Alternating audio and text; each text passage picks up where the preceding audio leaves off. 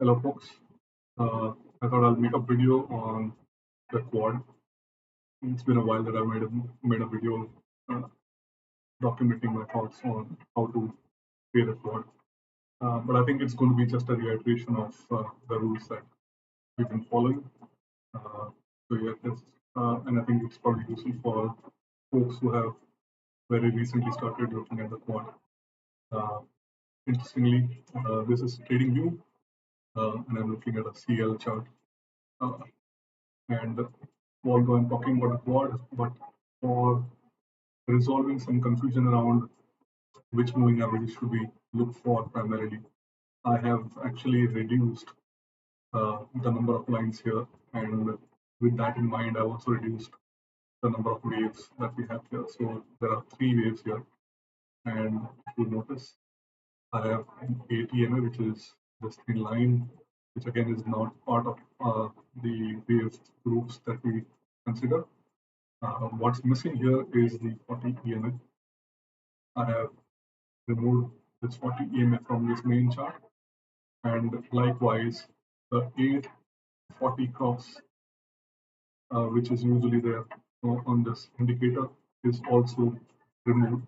Basically, what we now have is three lines: the 200, 600, and 1K.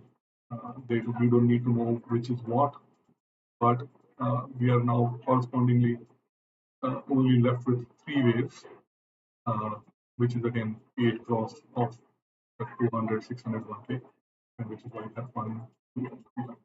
And that's it.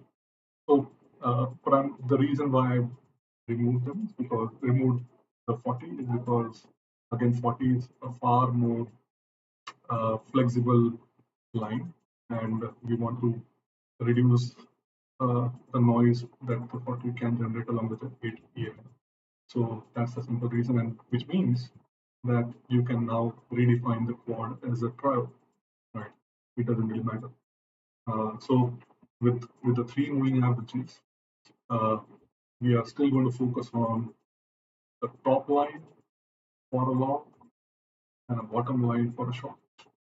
And the same rule, if a short trade has already happened, which will be on the bottom moving average or the last moving average, and this here, the next trade is always a long without a doubt.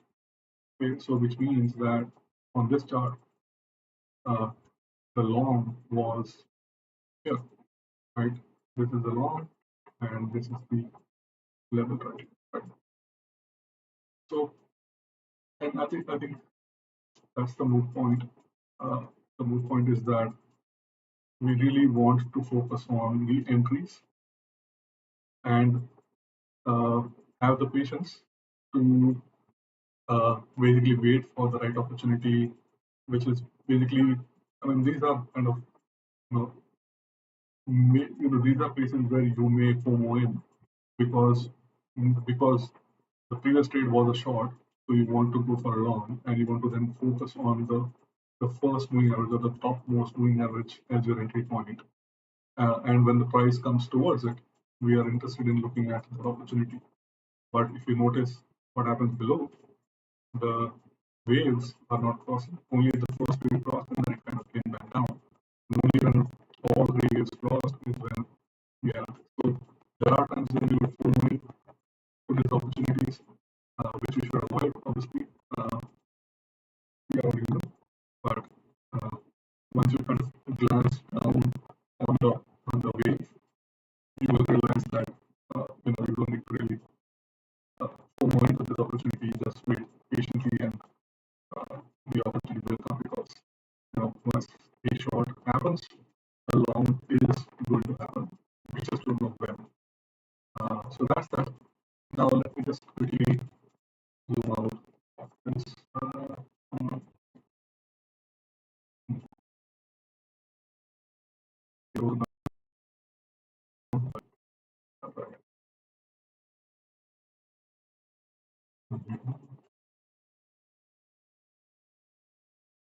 All right, let's move again. So that's this one. So if you if I just simply mark out all the trades here, That should again give you a good understanding of what we're looking for. We're looking for this trade right there. So if this trade was a short, the trade prior to this one would have been a long. And if you look at the indicator, if you look this in this direction, you want to look for a long right here, which is right here when all the lines go up, and you're looking at the first line within the three moving averages that we have for waiting patiently and going for that long. And you can see in all of these opportunities, the moves were pretty pronounced, so you really can't miss them. Only thing is that they will happen when they happen, so you just have to be supremely patient. Right? And to that effect, if you notice this day, this particular day, this day, there were no trades because this was a long. The previous day, we should be looking for a short, and that short never happened here. And it actually incidentally never happened on the next day as well. Or did it? Oh, sorry, my bad. It did happen right here. And then this is the cutoff line for the next day. And then the next day, today, what is today? We basically got the long right here. Okay. So we just have to be patient.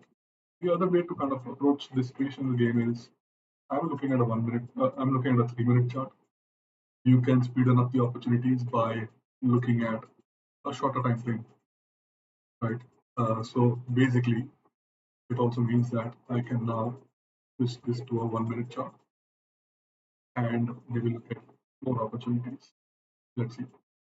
So obviously this was a long trade that we saw today on the 3 minute chart. This would have happened earlier on the 1 minute chart, obviously, right? So this was long. So next trade, the previous trade should have been short. The short, incidentally, on this 1 minute chart was right there. The bottom of the last moving average, and all waves going down. And the other thing, which is what I really like about this, is you can actually take multiple trades on the same opportunity. What I mean is, so okay, I'll actually mark this out. Let me, yeah. So you can actually take a trade on the 1 minute and then switch the chart to a 3 minute and take the next trade on the 3 minute. So you can now see that we have two lines here. The 1 minute actually was a short here. And then if you wait patiently for the 3 minute chart, you can take the next trade here. So you could have taken two trades on CL on this day, one right here and the next right here. Similarly, you could have taken two trades on the long. Again, I think unlike this group of trades, the next group of trades on the 1 and 3 would have been pretty much identical. But yeah, and so you can potentially look for multiple trades on the same setup using different time frames. And if you, I don't have a seconds chart because my trading is doesn't allow me to do that. But if you have a seconds chart and you go into a 20-second time frame, you can get a 20-second quad or a trial, a 1 minute quad trial, and a 3 minute quad trial, and that's about it. Right. So there can be multiple trades depending on the time of the speed of your tick chart, your time-based chart. You can take those trades. So that's that. I hope I have got my message out in terms of looking for the top line or the bottom line for entries. The sequential aspect of the trade value. If the first trade is a long, the next trade will be a short. And if you switch over time frames, you can get multiple trades during the same day by looking at a 20-second chart, a 1 minute chart, a 3 minute chart, a 2 minute chart, 5 minute chart, what have you. Just follow the same principle and the same signal that you get on the indicator. Okay, if you have any questions, then back to me. Till then, take care.